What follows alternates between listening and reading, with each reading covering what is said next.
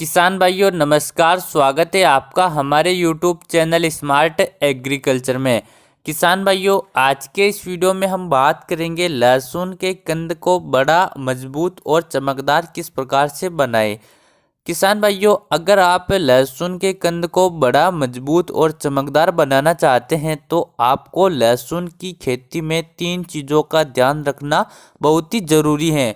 अगर उन 3 चीज़ों के बारे में बात करें तो पहली चीज़ ये है कि लहसुन के पौधे में किसी भी प्रकार से पीलापन नहीं आना चाहिए। अगर लहसुन में पीलापन आ गया तो आप समझ लीजिए आपका कंद आपकी उम्मीद के मुताबिक नहीं बैठेगा।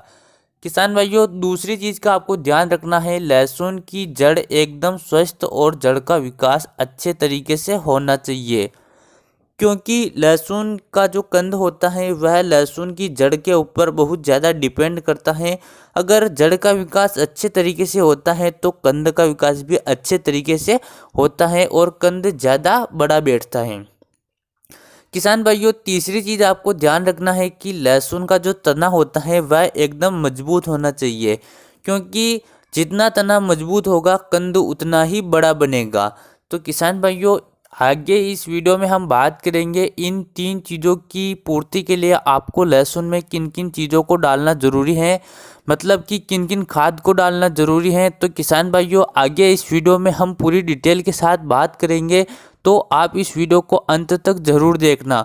और किसान भाइयों आप हमारे चैनल पर नए हो और अगर अभी तक आपने हमारे चैनल को सब्सक्राइब नहीं किया है तो जल्दी से नीचे दिए गए लाल अक्षरों के सब्सक्राइब बटन पर क्लिक करके आप हमारे चैनल को सब्सक्राइब करके उसके पास जो घंटी के निशान है उसे ज़रूर दबा दीजिए, ताकि आपको आने वाले समय में हमारे नए वीडियो के नोटिफिकेशन रोज़ाना मिलते रहे। किसान भाइयों अब हम वीडियो में आगे स्टेप बाय स्टेप इन 3 चीज़ों की कमी को किस प्रकार से पूरा करें उसके बारे में बात करते हैं। सबसे पहले बात करते हैं लहसुन में पीलेपन के बारे में। तो पीलेपन के बारे में हमने हमारे चैनल पर एक स्पेशल वीडियो भी बनाए हैं, तो आप उस वीडियो को देख सकते हैं। किसान भाइयों अगर आप चाहते हैं आपके लहसुन में पीलापन नहीं आए तो आपको लहसुन में NPK 19-19-19 का स्प्रे करना ज़रूरी है। अगर आप NPK 19-19-19 का स्प्रे कर देते हो तो लहसुन में पीलापन नहीं आएगा, और आपको 19-19 के कुछ दिनों बाद यूरिया का प्रयोग करना भी ज़रूरी है। किसान भाइयों यूरिया में जो नाइट्रोजन होती है वह पौधे में हरापन बढ़ाने का काम करती है।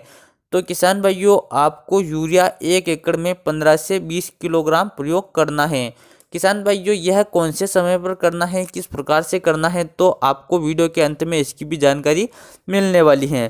किसान भाइयों अब बात करते हैं लहसुन की जड़ के बारे में, यानी कि लहसुन की जड़ को एकदम स्वस्थ और जड़ का विकास अच्छे तरीके से हम किस प्रकार से करें।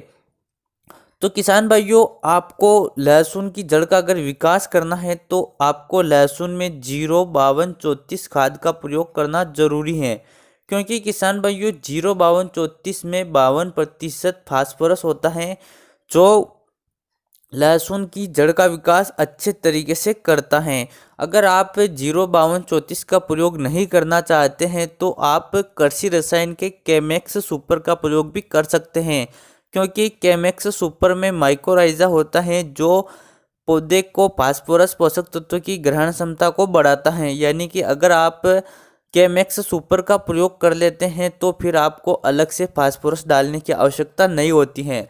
तो किसान भाइयों यह आपको डिसाइड करना है कि आपको 0-52-34 खाद का प्रयोग करना है या फिर आपको केमेक्स का प्रयोग करना है। किसान भाइयों अब बात करते हैं तने के बारे में भी। आपको तने का ध्यान रखना बहुत ज़रूरी है, क्योंकि तना जितना मजबूत होगा कंद उतना ही मजबूत और बड़ा बनेगा। तो आपको तने के लिए क्या करना है, तो तने के लिए आपको ह्यूमिक एसिड का प्रयोग करना है। अब ह्यूमिक एसिड कौन सा वाला प्रयोग करना है, तो जो पाउडर वाला ह्यूमिक एसिड आता है जिसमें 85% ह्यूमिक एसिड मौजूद होता है उसका आपको 2 किलोग्राम प्रति एकड़ के हिसाब से प्रयोग करना है।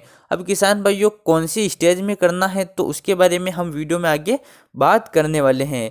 तो किसान भाइयों यह तो हमने बात की इन 3 चीज़ों के बारे में। अब बात करते हैं जो लहसुन का कंद तो बड़ा बन जाएगा, तो कंद का जो पर्दा होता है वह मजबूत और चमकदार बनाने के लिए हमें क्या करना चाहिए। तो कंद का पर्दा मजबूत और चमकदार बनाने के लिए हमें 1 एकड़ में 10 किलोग्राम कैल्शियम नाइट्रेट का प्रयोग करना चाहिए। अब कैल्शियम नाइट्रेट क्या है उसके बारे में जानना बहुत ही ज़रूरी है, क्योंकि यह एक बहुत ही इम्पोर्टेंट खाद होता है। इसमें होता है कैल्शियम और दूसरा होता है नाइट्रेट। नाइट्रेट नाइट्रोजन का ही एक फॉर्म है। नाइट्रोजन 3 फॉर्म में अवेलेबल होती हैं, अमोनिया, अमोनियम और नाइट्रेट। इसकी जो नाइट्रेट वाली फॉर्म होती हैं यह पौधे को तुरंत मिल जाती हैं। यानी कि अगर आप कैल्शियम नाइट्रेट का प्रयोग करते हो तो लहसुन को नाइट्रोजन बहुत जल्दी मिल जाती है। इसलिए आपने अगर कैल्शियम नाइट्रेट मतलब किसान भाई इसको एनर्जी के नाम से भी जानते हैं, मतलब आपने एनर्जी का प्रयोग कभी किया होगा किसी भी फसल में, तो आपने एक बात ज़रूर नोटिस की होगी कि इसके प्रयोग करने के 2 से 3 दिन बाद ही पौधे की ग्रोथ शुरू हो जाती है। तो यही इसका काम है नाइट्रेट का। अब बात कर लेते हैं कैल्शियम के बारे में। अब कैल्शियम किस प्रकार से फायदा पहुंचाएगा। तो किसान भाइयों कैल्शियम कंद और पौधे को मजबूती प्रदान करेगा, क्योंकि कैल्शियम का काम ही यही होता है मजबूती प्रदान करना।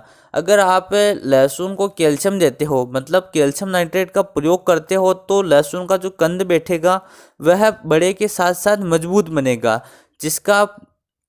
जिसको अगर आप लहसुन की कटाई करने के बाद उस लहसुन को 5-6 महीनों तक स्टोर करते हैं या फिर उससे ज़्यादा दिनों तक भी उसका स्टोर करते हैं तो वह लहसुन सेंट नहीं मारेगा और लहसुन खराब नहीं होगा। तो आपको कैल्शियम नाइट्रेट का प्रयोग करना भी लहसुन की फसल में बहुत ज़रूरी है। इसकी प्रयोग की मात्रा है 10 किलोग्राम प्रति एकड़ के हिसाब से। किसान भाइयों यह ज़्यादा महंगा नहीं है, आपको इसका प्रयोग करना जरूरी है। अभी किसान भाइयों पर्दा मजबूत और कंद के विकास के लिए आपको पोटास का प्रयोग करना भी बहुत ज़रूरी है, क्योंकि अगर लहसुन का पर्दा मजबूत और कंद का विकास अच्छा होगा तो वह सिर्फ पोटास से होगा। ऐसा नहीं है कि सिर्फ पोटास से होगा, मेरे कहने का मतलब यह है कि पोटास का बहुत बड़ा योगदान उसमें होता है। उसके अलावा सभी पोषक तत्वों का योगदान से कंद मजबूत बनता है और उसका विकास अच्छा होता है, लेकिन उसमें सर्वाधिक योगदान पोटास का होता है। तो आपको पोटास का प्रयोग करना भी जरूरी है। अब पोटास का प्रयोग आपने बुआई के समय कर दिया होगा या फिर आपने पहली निराई गुड़ाई के समय कर दिया होगा, तो आपको पोटास का प्रयोग नहीं करना है।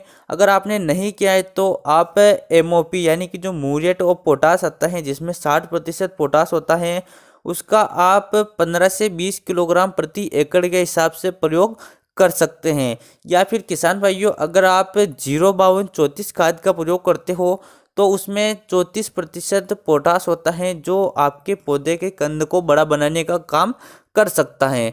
तो यह आपके ऊपर डिपेंड करता है कि आप एमओपी खाद का यूज़ करते हैं या फिर 052-34 खाद का। किसान भाइयों लहसुन में इन खादों के प्रयोग के साथ साथ आपको लहसुन को रोग और कीड़ों से मुक्त रखना भी जरूरी है, क्योंकि लहसुन में अनेकों प्रकार के रोग लगते हैं। लहसुन में थ्रिप्स लगते हैं, फंगस लगते हैं, तो उनका नियंत्रण करना भी बहुत ज़रूरी है। तो किसान भाइयों लहसुन की जड़ में अगर फंगस लगती है या फिर कीड़ा लगता है तो आपको फंगस के लिए किसी बेस्ट फंगिसाइड और कीड़े के लिए आपको किसी बेस्ट कीटनाशक का प्रयोग करना बहुत ज़रूरी है। तो किसान भाइयों आपको जड़ में फंगस और कीड़े के लिए तो हमने हमारे पिछले वीडियो में जानकारी दी है, तो आप इस वीडियो के डिस्क्रिप्शन में एक लिंक मिलेगा उस पर क्लिक करते हैं तो लहसुन में फंगस और कीड़े के लिए आपको पूरी जानकारी मिल जाएगी। और रही बात किसान भाइयों लहसुन में थ्रिप्स की, तो आने वाले समय में हम थ्रिप्स के बारे में एक स्पेशल वीडियो बनाने वाले हैं, तो आप हमारे चैनल के साथ ज़रूर जुड़े रहिएगा।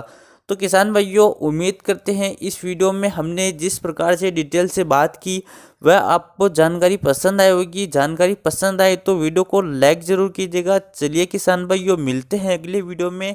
जय जवान जय किसान।